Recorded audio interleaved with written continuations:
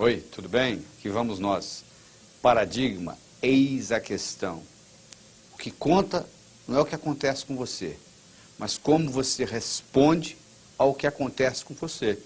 Posso ter dois indivíduos que vieram da mesma família. Um acha que a infância foi uma maravilha, o outro acha que foi um inferno. Não é verdade? Então o que conta não é a sua experiência, é como você reage à experiência que você tem. E essa percepção é a sua atitude. A sua atitude determina isso. Então nós temos uma atitude do indivíduo que é otimista e uma atitude do indivíduo que é pessimista. Eu sempre digo o seguinte: otimismo sozinho não resolve. Pessimismo atrapalha. E o modo de você mudar essa atitude, que vai determinar a sua altitude na vida, depende muito do modo como você percebe o mundo. Depende muito do que nós chamamos de paradigmas. Ou seja, a percepção que você tem do mundo. Vou dar um exemplo. Se um indivíduo do sexo masculino veste uma saia ou um vestido de mulher, é um absurdo. Se um indivíduo do sexo feminino veste uma calça jeans de homem, não tem problema nenhum. Por quê? É o paradigma vigente na nossa sociedade que mulher pode usar roupa de homem, mas homem não pode usar roupa de mulher. Não é verdade? Isso é um paradigma, isso não está escrito em lugar nenhum, mas é o modo como uma coisa é percebida. O paradigma está para nós igual a água está para o peixe. O peixe que nunca saiu da água, ele não sabe que existe água, porque só vai saber que existe água quando ele souber o que não é água, porque o nosso cérebro conhece por comparação, conhece por analogia.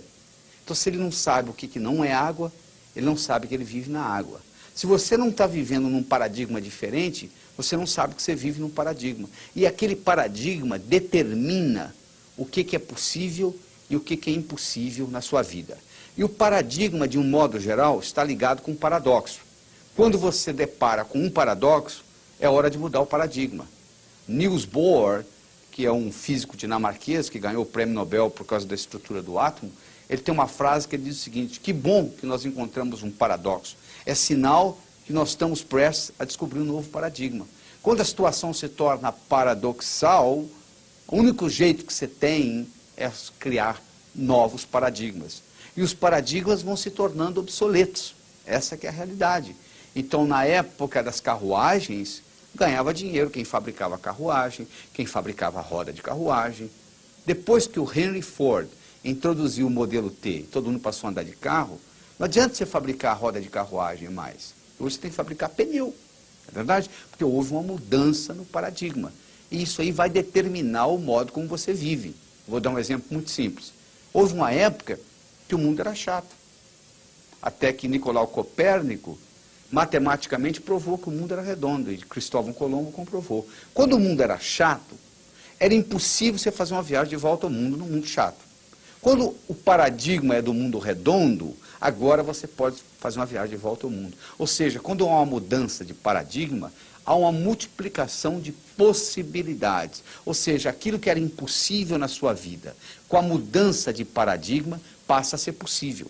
Mas só que a nossa tendência é continuar com os paradigmas antigos. A Suíça dominou o mundo de relógios durante muito tempo. Quando o relógio eletrônico, que provavelmente você está usando aí no seu pulso, foi inventado, houve um grande problema na Suíça, porque quem inventou o relógio eletrônico não foram os japoneses, nem tampouco os americanos, foram os suíços.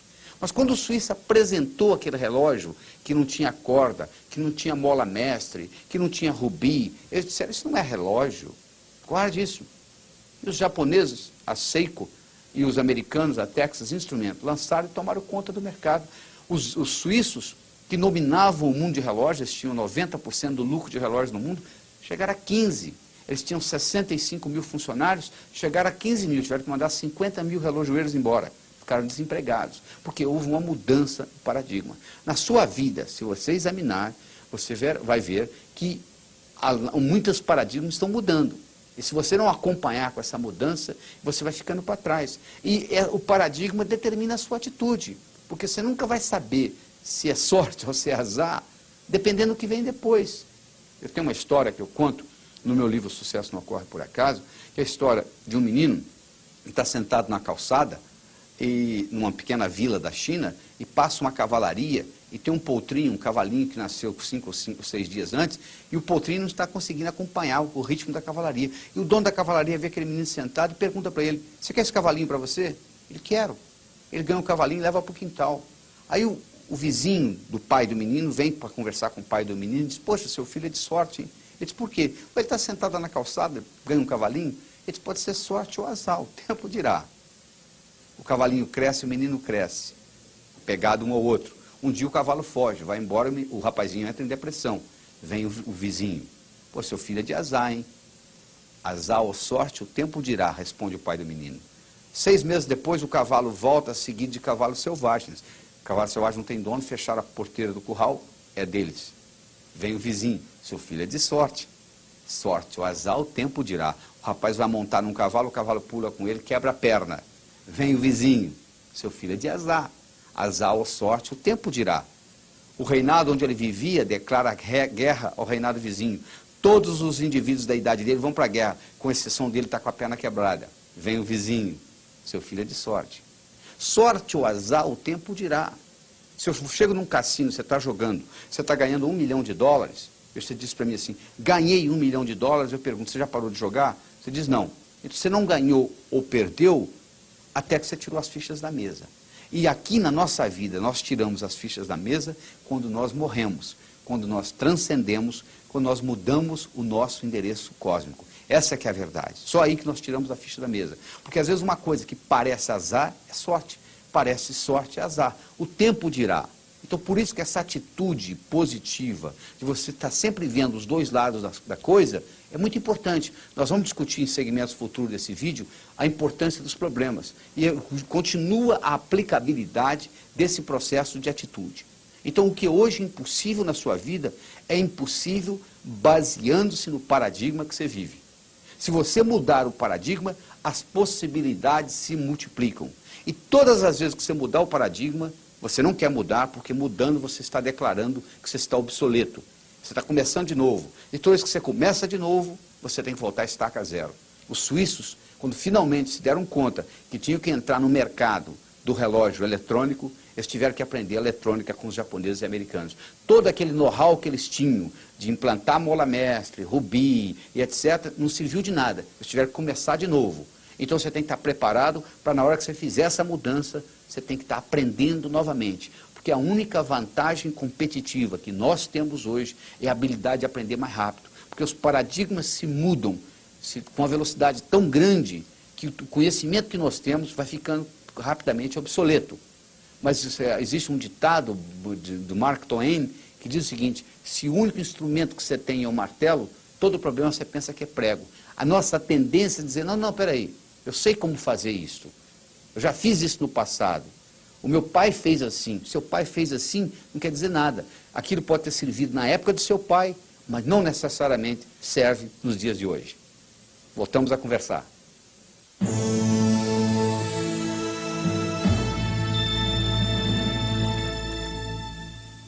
Oi, tudo bem? Aprendendo com os problemas. Você sabe que se eu tirar os problemas da sua vida, eu acabo com a sua vida?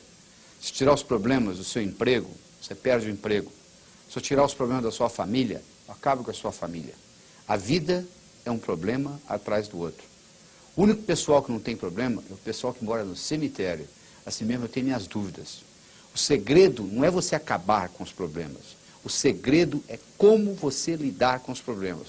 Porque os problemas nos dão experiência. E isso é que é importante na vida.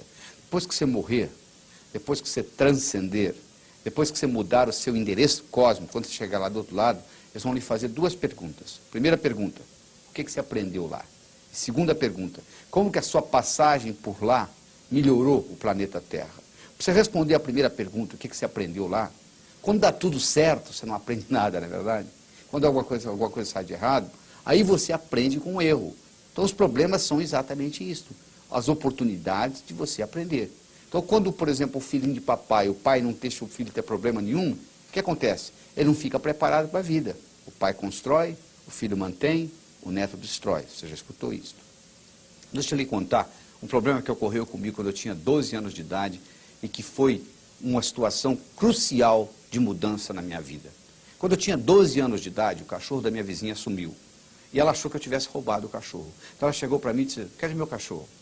Roubou, não roubou, roubou, não roubou. Ela foi no posto policial, deu parte. Então veio uma intimação para que eu comparecesse lá. E o meu pai disse, ó, chegou isso aqui para você. Eu falei, pai, o senhor vai comigo? Eu falei, não, esse problema é seu. Pai, eu tenho 12 anos de idade. Não interessa, o problema é seu. Eu arrumei um tio, ele foi comigo, nós chegamos lá, comecei a discutir com um cabo ignorante lá e acabei voltando para casa com uma multa. Tinha que comprar um cachorro para a vizinha. Aí eu mostrei para o meu pai e disse, você vai comprar. O dinheiro vai sair do seu bolso. E eu tinha ganho meu primeiro dinheiro dando aula particular de matemática. Eu sempre gostei de matemática, eu dava aula particular. O primeiro dinheiro que eu ganhei na minha vida, eu usei para pagar um cachorro que eu nem sabia que existia. Por muitos anos eu ressenti o meu pai. Primeiro, por não ter ido ao posto policial comigo. E segundo, por não ter pago a multa. Mal sabia eu que aquilo ali era um modo do universo me ensinar. Porque graças ao cachorro da vizinha que sumiu, que eu juro que não tinha nada a ver comigo, graças a isto eu desencadeei um processo onde eu me tornei mais responsável, eu me tornei mais independente. Com 19 anos de idade eu era praticamente financeiramente independente. Então isso alavancou a minha vida. Deixa eu mostrar uma outra experiência interessante do Japão, por exemplo. O Japão, em 1945, Hiroshima, Nagasaki, tudo destruído. Hoje o Japão é a segunda potência do mundo. Quer dizer, um problema que foi a destruição com a bomba atômica foi um incentivo para a reconstrução do Japão. A Alemanha, hoje é a terceira potência do mundo, em 1945, também foi destruída. Então eu quero que você entenda que o problema é um modo de você evoluir. E os problemas que você tem são problemas linguísticos, são problemas de linguagem. Todo problema, quando aparece, ele traz consigo a semente da solução. Você diz, não, o meu problema não é de linguagem, eu tenho um nariz grande. Mas tem índio que cresce o nariz, estica o nariz para ficar bonito. É um problema de linguagem. Essa é a solução. É você entender que é um problema de linguagem que tem solução. A Prigogine foi um cientista que nasceu na Rússia e se criou na Bélgica, e hoje ele faz 6 meses na Bélgica, 6 meses no Texas, nos Estados Unidos. Ele ganhou o Prêmio Nobel de Físico-Química. Ele tem uma teoria, a teoria das estruturas dissipativas, onde ele divide os sistemas no mundo em sistema fechado e sistema aberto. O sistema fechado tem entropia com o universo, e o sistema aberto tem sintropia com o universo. E ele usa o verbo to perturb. Ele diz que quando o sistema aberto, como é o cérebro, como é a linguagem, quando é perturbado, das duas uma, ou ele desintegra ou ele vai para uma escala hierárquica superior. Exemplo, você pega um menino de 14 anos de idade, de uma cidadezinha do interior, traz para uma grande metrópole, nos primeiros 6 meses das duas uma. Ou ele vira um paciente psiquiátrico por causa do estresse, ou ele se adapta à nova cidade, à nova metrópole, e não quer mais voltar para a cidadezinha do interior. Provavelmente isso até aconteceu com você. Você veio de uma cidade menor, estudou numa cidade maior, não quis voltar. Mas para isso acontecer, você teve que passar por aquele momento de transição, por aquele momento de estresse, de adaptação na nova cidade. É para isso que o problema serve, é para perturbar o seu cérebro e permitir que você cresça, que você evolua, que uma uva, uma vez madura, nunca volta a ser verde. Você não volta ao que era. Só que as pessoas, de um modo geral, elas encaram os problemas do seguinte modo. Tem que ter ganhador e tem que ter perdedor. Então a metáfora que eu quero apresentar para você nesse momento é a metáfora seguinte. Você pode ser carpa, você pode ser golfinho, você pode ser tubarão. Quando você é carpa no mundo, é um indivíduo que acha que ele é vítima dos problemas. Ele é vítima da sociedade, o universo é escasso, não tem para ele, ou ele não joga, ou quando ele joga para perder, no máximo atrapalhar alguém ganhar. O tubarão já tem uma mentalidade diferente, apesar do princípio ser o mesmo, o princípio de escassez. Mas o tubarão pensa o seguinte, o universo é um lugar escasso. Só como não tem para todo mundo, eu vou defender o meu. Então ele faz o contrário, ele ganha, só que ele gera o sistema ganha, perde. E o terceiro componente da metáfora é o golfinho, que é um indivíduo que para eu ganhar você não precisa perder, a não ser que você insista. Então eu posso resolver os meus problemas sem criar um problema para você. O golfinho, não sei se você sabe, tem o cérebro mais sofisticado do planeta. O cérebro do golfinho é mais sofisticado que o cérebro humano. Ele é capaz de manter 5 diálogos simultaneamente com os outros golfinhos, assuntos diferentes, a linguagem deles. E um golfinho, quando está estressado, ao invés dele ter breakdowns, ele tem breakthroughs. Ao invés dele ter infarto, ao invés de ter pressão alta, ao invés de ter reumatismo, ele cria. Ele usa a energia do problema para criar. Se você ensina um truque para o golfinho, ele faz o truque, você dá o peixe. Ele faz o truque, você dá o peixe. Ele faz o truque, você dá o peixe. Aí ele faz, você não dá. Ele torna a fazer, você não dá. Ele torna a fazer, você não dá. Ele vai para o fundo da piscina, do lugar onde ele está, e ele cria um truque novo que impulsiona você a dar o peixe para ele. Quer dizer, ele usa aquela energia do estresse para criar. É isso que nós precisamos aprender na nossa sociedade. Porque os problemas não vão diminuir. Cada vez vai ficando mais complexo você viver. A complexidade e a ambiguidade mudaram para a vizinhança e decidiram ficar. Então o que você tem que fazer não é se livrar dos problemas, é você saber utilizar os seus problemas de um modo diferente para que você, utilizando essa energia, você cresça. E com isso, a população, de um modo geral, cresça. Certo? Voltamos a conversar.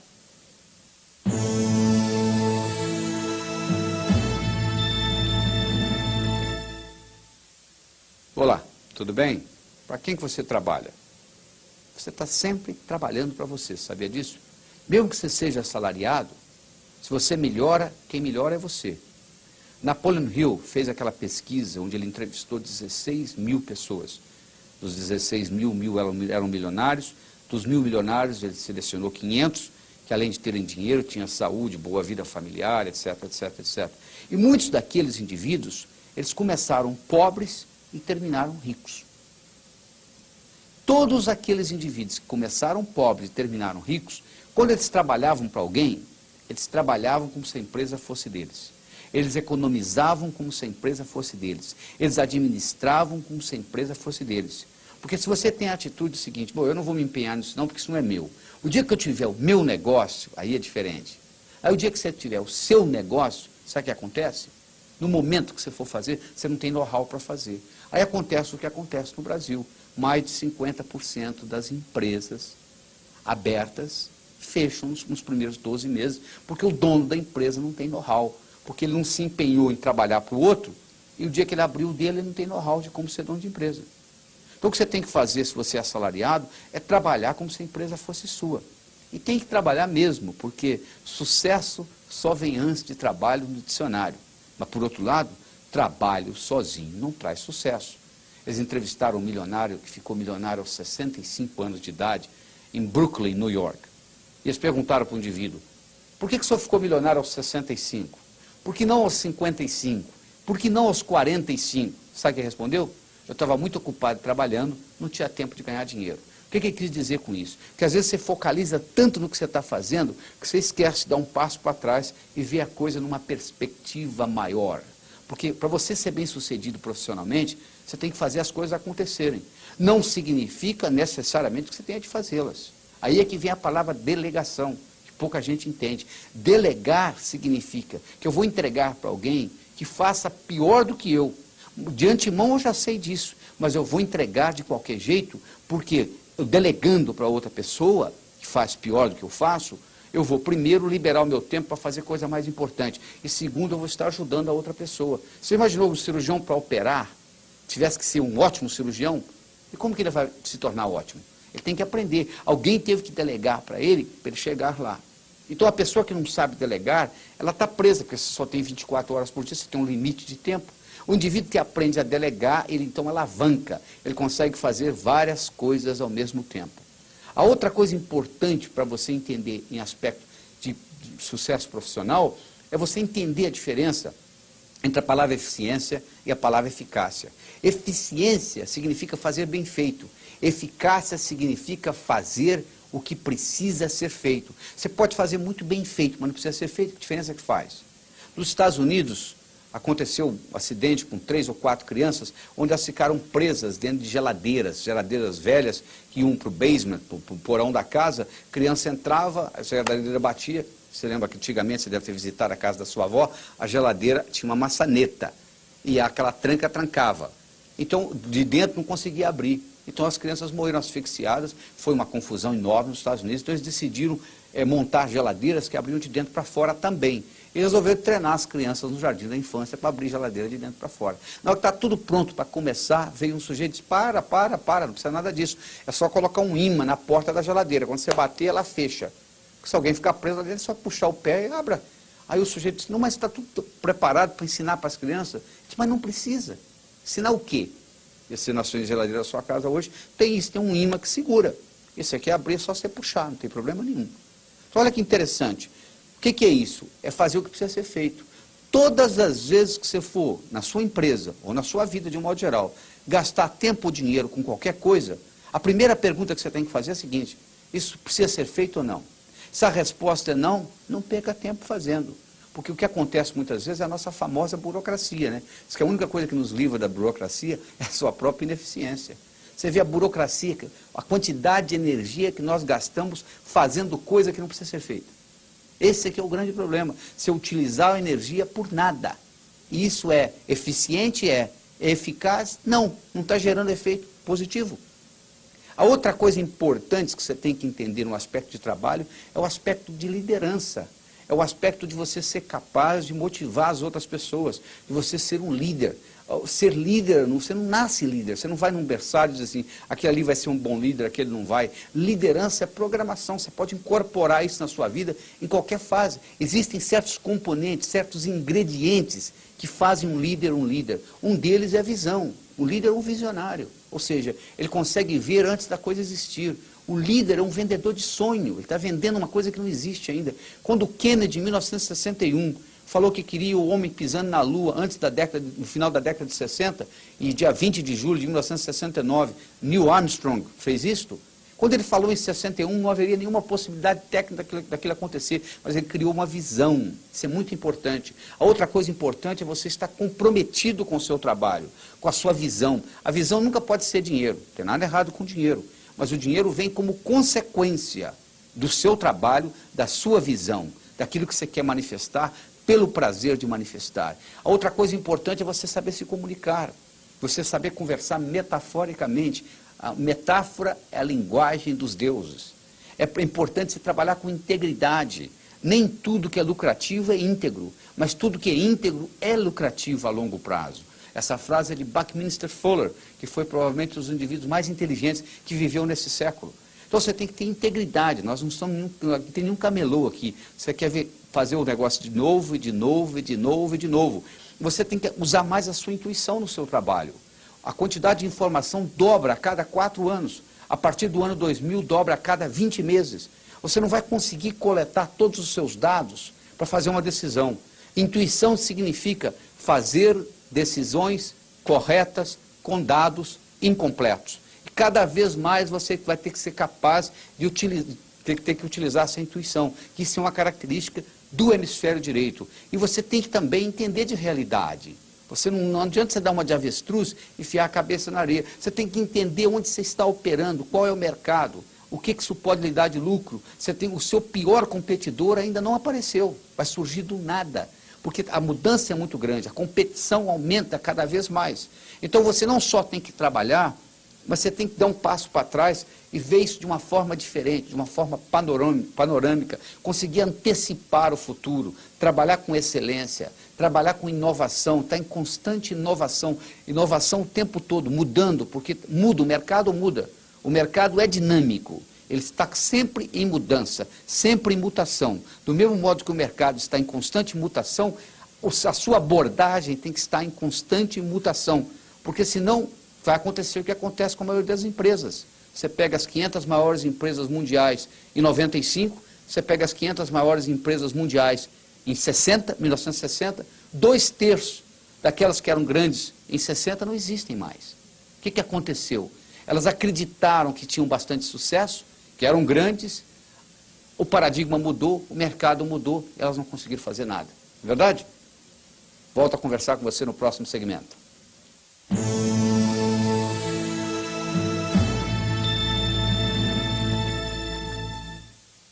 Olá, tudo bem? Harmonizando sua vida pessoal e sua vida profissional. Você dorme provavelmente 8 horas por dia, não é verdade? Um pouquinho mais, um pouquinho menos. O dia tem 24 horas. Se você dorme 8, sobram 16.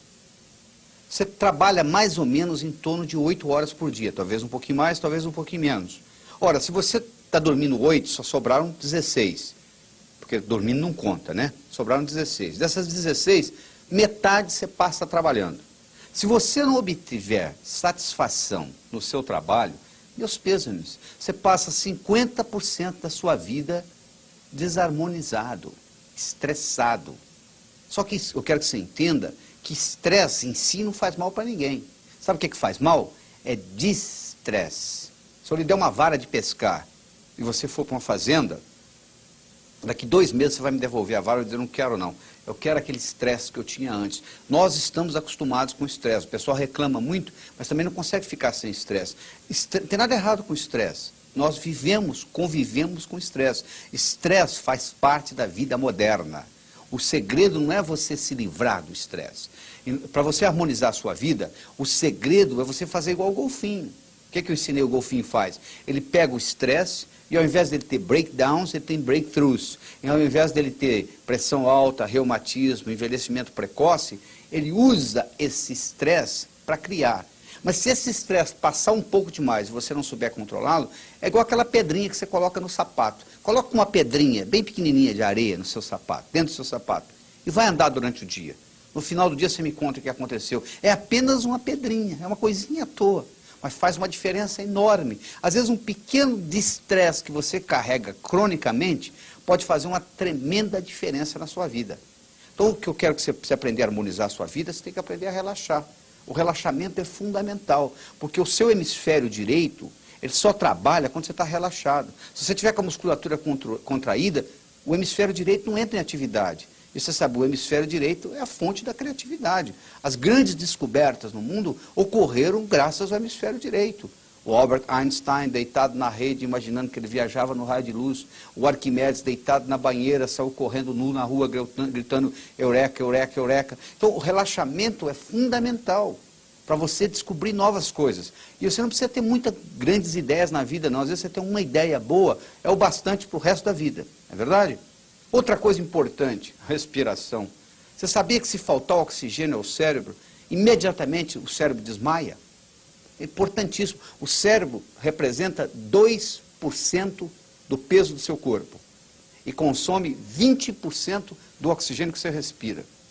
Você vê como é que ele usa o oxigênio. Se faltar oxigênio ao cérebro, imediatamente o cérebro desliga. Por quê? Porque aí você desmaia, você vai da vertical para a horizontal, facilita o fluxo, facilita a chegada de oxigênio. É um mecanismo de defesa que o corpo tem. Agora, essa respiração pode ser feita do seguinte modo. Você pode inspirar contando em 4, segurar contando em 4 e expirar contando em 4. Então é 1, 2, 3, 4, 1, 2, 3, 4, 1, 2, 3, 4. E você faz isso 4 vezes. O que você está fazendo? Quando você inspira, você está trazendo oxigênio. Quando você segura, você está criando o que se chama hipóxia. Uma faltazinha de oxigênio que libera uma substância chamada adenosina, que dilata os vasos, e quando você solta e respira de novo, o oxigênio vai em área que não ia antes. Então você está ampliando a sua capacidade mental. Isso leva o quê? 4 segundos, 1 minuto no máximo, 4 segundos cada vez. Então, se em menos de 1, 2 minutos, você faz uma reoxigenação cerebral. Outra coisa importante na sua harmonização é a sua habilidade de visualizar. Nós já falamos aqui antes que se você visualizar em colorido, tem um impacto muito grande. Pessoas deprimidas pensam em preto e branco. Pessoas apaixonadas pela vida pensam em colorido. Daí que está o fundamento científico, por exemplo, da cromoterapia. A outra importante fator na harmonização da sua vida é o gerenciamento do seu tempo. Se você não consegue gerenciar o seu tempo, você não consegue gerenciar a sua vida. Porque a sua vida, o que ela é? Um tempo. Todos nós nascemos iguais, sabia disso? Nós nascemos nus e temos 24 horas por dia. O que você faz com as 24 horas faz toda a diferença. Tem sujeito que não consegue gerenciar o tempo. Então a primeira coisa que você tem que aprender é a gerenciar o seu tempo. Você tem que saber dar prioridade às coisas importantes, não às coisas urgentes. Tem sujeito que só faz na hora da crise. Ou seja, tudo é urgente. Então você tem que ter coisas urgentes e importantes, urgentes e não importantes. Essas vezes você tem que fazer. Mas o mais importante de tudo é fazer as importantes que não são urgentes. Ou seja, fazer com planejamento. Porque se você falha em planejar, você está planejando em falhar. Essa que é a verdade. Você imagina um sujeito que chegou ao pico do Monte Everest. Você acha que ele chegou lá por acaso e se deu conta que estava lá? Não. Ele planejou anos. Ele colocou uma energia. Ele cada etapa ele estudou, ele desenhou na mente primeiro. Então, lembrando que eu falei, tudo é criado duas vezes. Primeiro você cria aqui, depois você manifesta aqui. Então, você sabendo fazer isto e harmonizando isso no seu ambiente de trabalho, você pode usar o seu ambiente de trabalho como um mecanismo de transformação. Porque isso é que nós vamos usar hoje, como um mecanismo de transformação. Você usar o seu trabalho para a sua própria evolução. Claro que você vai ganhar dinheiro também com isso. Mas mais importante do que o dinheiro é a sua realização, é a sua autorrealização, enquanto você está contribuindo para a sociedade também. Porque se você só fizer para você e não fizer para a sociedade, é igual mascar um chiclete. Você masca, ele começa a perder o gosto, uma hora você tem que cuspir-lo fora. Você vai ver que um indivíduo que é muito egocêntrico, que é muito egoísta, que só cuida dele, ele não tem satisfação na vida. Chega uma hora que a vida fica cinza para ele, porque ele não está contribuindo para o outro ser. Nós somos animais sociais, nós não vivemos isolados em ilhas, e se o seu vizinho está sofrendo, é problema seu também. Se você vive em parede de meia com alguém, e o telhado do vizinho está pegando fogo, é seu problema também. Não é verdade? Então é importante você harmonizar tudo isto, aprender a trabalhar com relaxamento, aprender a trabalhar com respiração, que facilita a oxigenação, saber gerenciar o seu tempo, fazer tudo de modo ético, porque se você fizer isso sem ética, existe um conflito interno, que você paga um preço. Todas as vezes que você é antiético, todas as vezes que você está em incongruência com seus valores, há uma depressão do sistema imunológico, você fica mais propenso à doença, essa é a verdade. Os indivíduos ficam mais propensos à doença, desenvolve câncer e etc., porque ele está gerenciando esse problema ético. Se você vai fazer alguma coisa que gere sentimento de culpa, às vezes não vale a pena fazer, porque uma das manifestações de maturidade é você poder adiar gratificação. Às vezes o sujeito quer alguma gratificação imediata, mas ele paga um preço muito caro por isso, não vale a pena. Então o que adianta você fazer tudo isso se a sua vida está desarmonizada? Então, harmonizando a sua vida é muito importante, porque do contrário não adianta nada. Que adianta você morre aos 40 anos de infarto? O que adianta todas essas metas, todos esses sonhos, todas essas realizações que você planejava? Não vai ter impacto nenhum. Não é verdade? Pois é isso aí. Continuo discutindo com você no próximo vídeo. Até lá. Além desta coleção, você tem à sua disposição vários outros vídeos que você pode adquirir por telefone em São Paulo, 011 950 4222. Nós temos 2 vídeos do Sucesso Não Ocorre Por Acaso, 2 vídeos da Mágica da Influência, aumentando sua inteligência interpessoal, 1 vídeo do Prosperidade, fazendo amizade com o dinheiro, e 2 vídeos do Emagreça Comendo, despertando o magro que existe dentro de você. Se você estiver interessado em qualquer dos meus cursos, nós temos cursos de 1 noite, de 1 dia inteiro, de 3 dias em Hotel Fazenda.